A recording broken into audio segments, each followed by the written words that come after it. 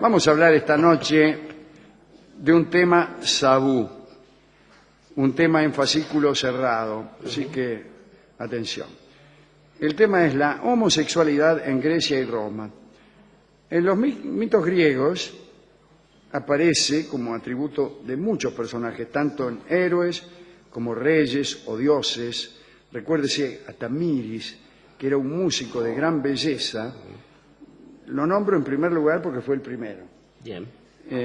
Era un músico de gran belleza que se destacaba en el arte del canto y de la lira y que había tratado de rivalizar en esas disciplinas con las musas.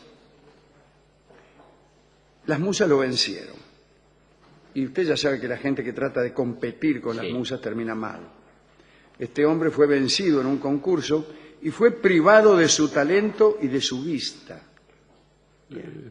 Había pedido Tamiris, en caso de ganar, unirse a todas las musas en forma sucesiva.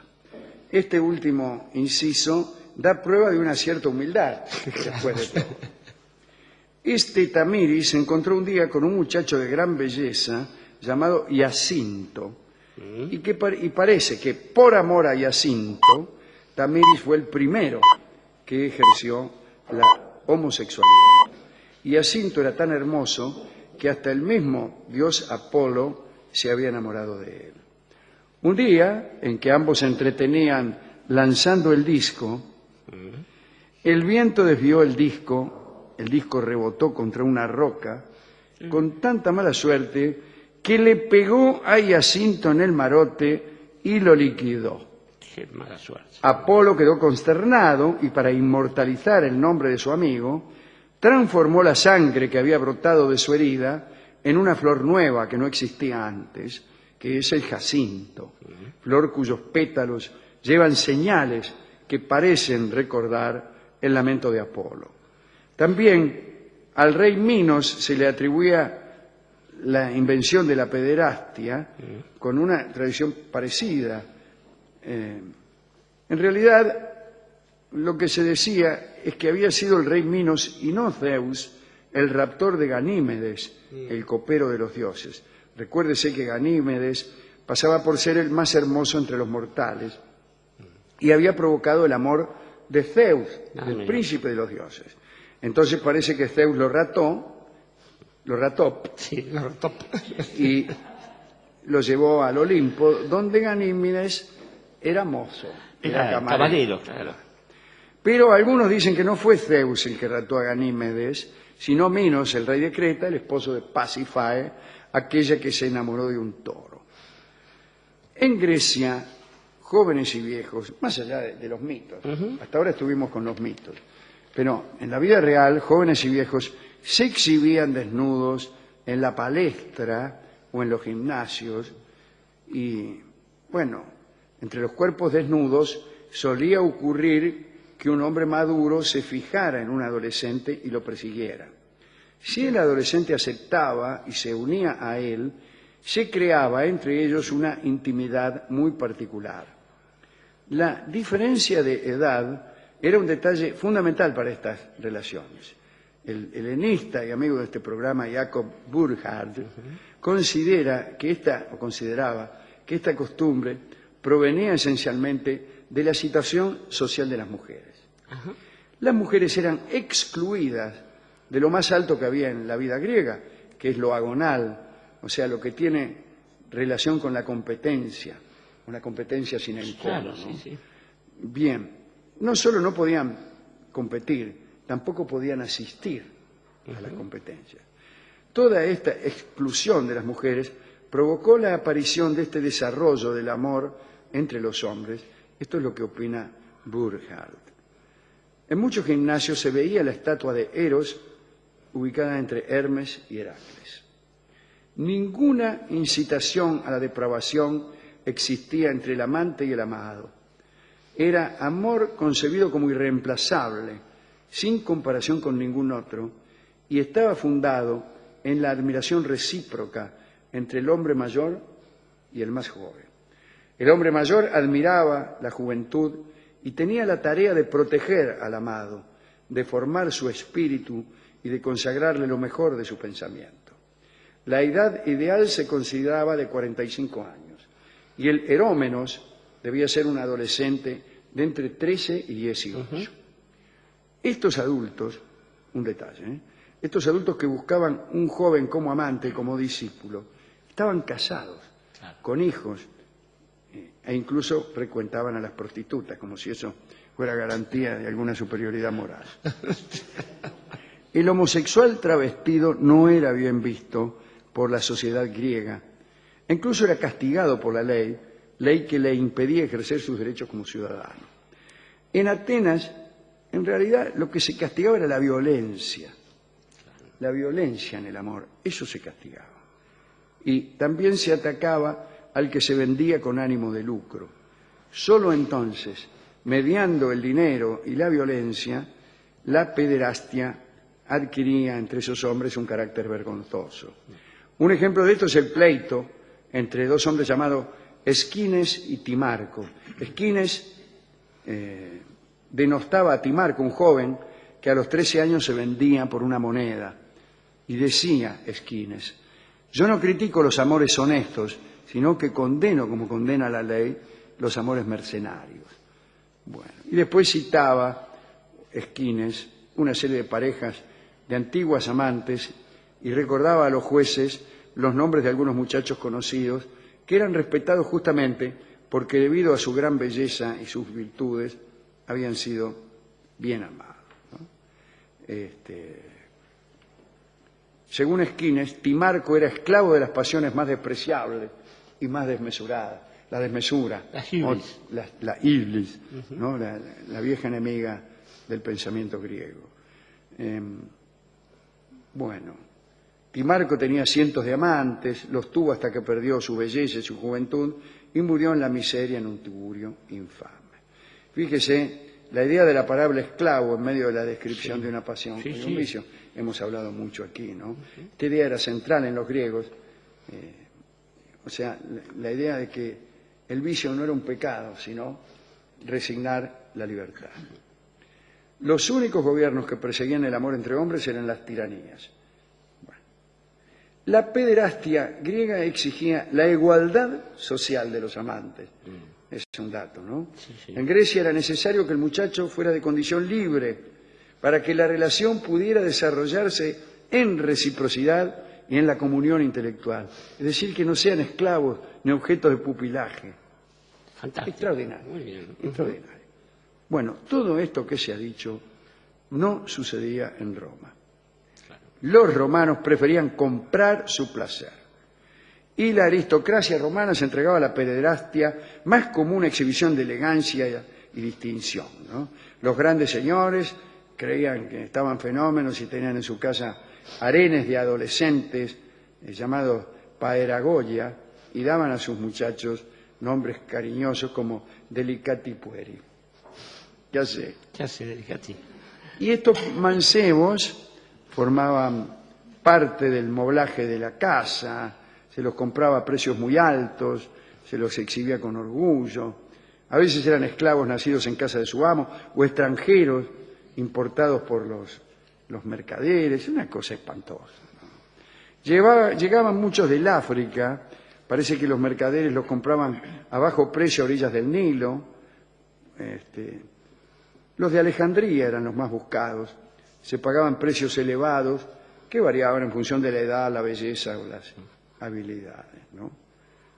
Los usaban para lavar pies en los banquetes, ahuyentar las moscas, cantar o bailar, y también para satisfacer los apetitos de sus amos. También era costumbre en las familias patricias de Roma que cuando un hijo entraba en la pubertad le entregaban un esclavo, también adolescente, que compartía su lecho y se prestaba a los primeros impulsos voluptuosos. Estas relaciones eran admitidas a condición de que no se prolongaran pasada la pubertad. Desde el momento en que el mancebo esclavo abandonaba la adolescencia, ya uno no podía tener relaciones con él o resultaba indigno tenerlas, ¿no?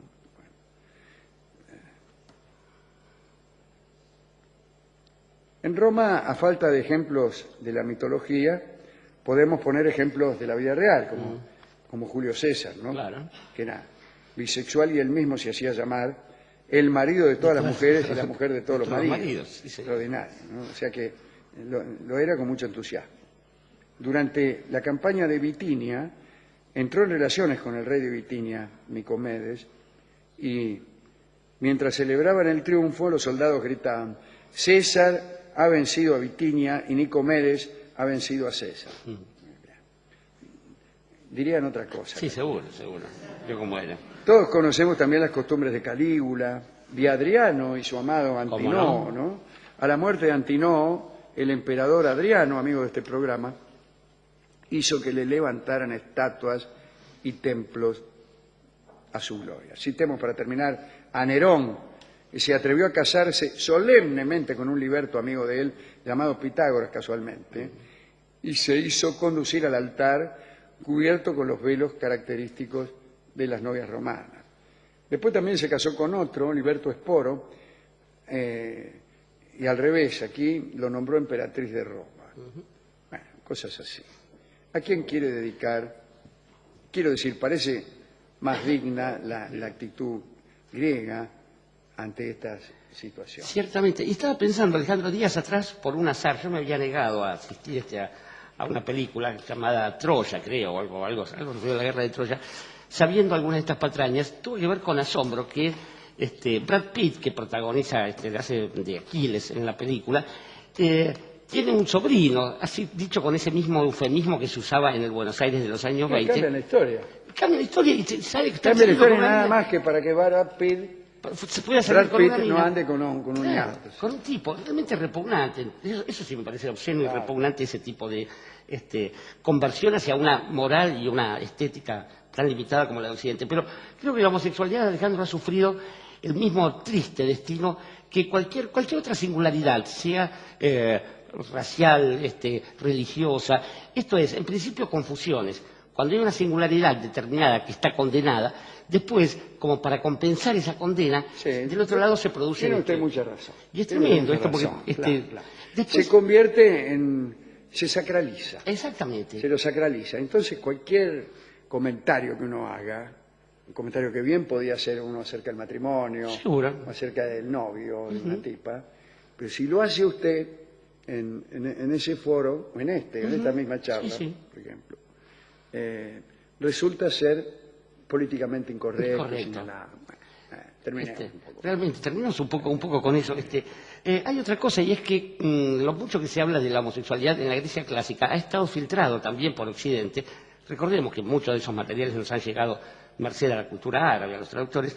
No se habla prácticamente de la homosexualidad de las mujeres por el lugar que tenían las mujeres en esa sociedad, y pese a personajes ilustres como Safo de Lesbos, la poetisa, y este tipo de situaciones.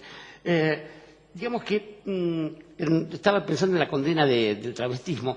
Lo que funcionaba, pero en términos muy generales, era la diferencia entre el ser y el parecer, salvo en el ámbito del teatro. De ahí que se habla de artes del ser o artes clásicas, de artes del parecer o artes barrocas. Ese barroco estaba mal visto, hasta el punto que hasta se condenaba la argumentación de ese orden, en términos de las polémicas y qué sé yo. Sócrates, de quien hablamos, creo que lo citó antes por ahí también, sufre la condena no de tener un joven amante hombre, sino de pervertir la conciencia de los jóvenes por enseñarles a pensar en contra del Estado, ¿no? Claro. No tenía nada que ver con... No tenía nada que ver con esto. De todos modos, hay otros ejemplos de homosexualidad, de práctica homosexual, que es en Esparta, en la sociedad opuesta a la de Atenas, donde esto se promovía entre los soldados, que peleaban espalda contra peleaban espalda. atados. Atados, para llamarlo de algún modo. Alguien dice que entre los indios que peleaban las últimas batallas contra las tropas de Roca, Sí, señor, sí. había algunos que también habían desarrollado una relación parecida a estas que estamos describiendo, Locodón Garra, y que peleaban atados, espalda contra espalda, generando esos dúos guerreros de personas unidas por un sentimiento muy fuerte. Con una mirada también sobre lo femenino semejante a los griegos. Recordemos que las cautivas eran tratadas del mismo modo que las esposas de los griegos, ¿no? En su momento. Pero es para celebrar que, por lo menos desde la ley, tengamos una mirada un poco más, más justa, digamos, sobre cualquier actividad de la persona humana. O si usted quiere, si me permite, Sí. más indiferente. Y sí, claro, Más totalmente. indiferente. La indiferencia es una forma de tolerancia insuperable. Claro, que no pasa por la Insuperable, tolerancia, porque sino la por tolerancia igualdad, sí. como virtud militante es algo bastante duro de aguantar. Sí, no, por supuesto ¿Qué que quiere sí. decir? Me está perdonando la vida. Eso- En cambio, la indiferencia está perfecta. Justamente, la indiferencia es lo que marca la igualdad ante la ley, finalmente. Cada uno a lo suyo. ¿Qué me importa? Y hay un momento de la vida que creo que es curioso porque uno ve las conversiones de la gente, en que ese tipo de cosas son miradas con más generosidad, porque cada uno explora su propia singularidad. Ahí sobre el final de la adolescencia, donde uno descubre el amor y donde no tiene más empacho que vivirlo. Mucho mejor serían las cosas si mantuviéramos nuestra conciencia moral como cuando vivíamos nuestros amores de estudiante. Y Amores de Estudiantes es la canción que hemos de escuchar en la interpretación del trío argentino Irusta Fugazot de Mare. de Mare.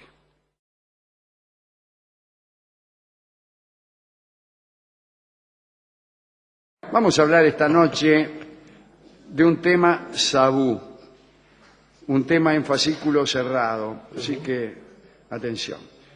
El tema es la homosexualidad en Grecia y Roma.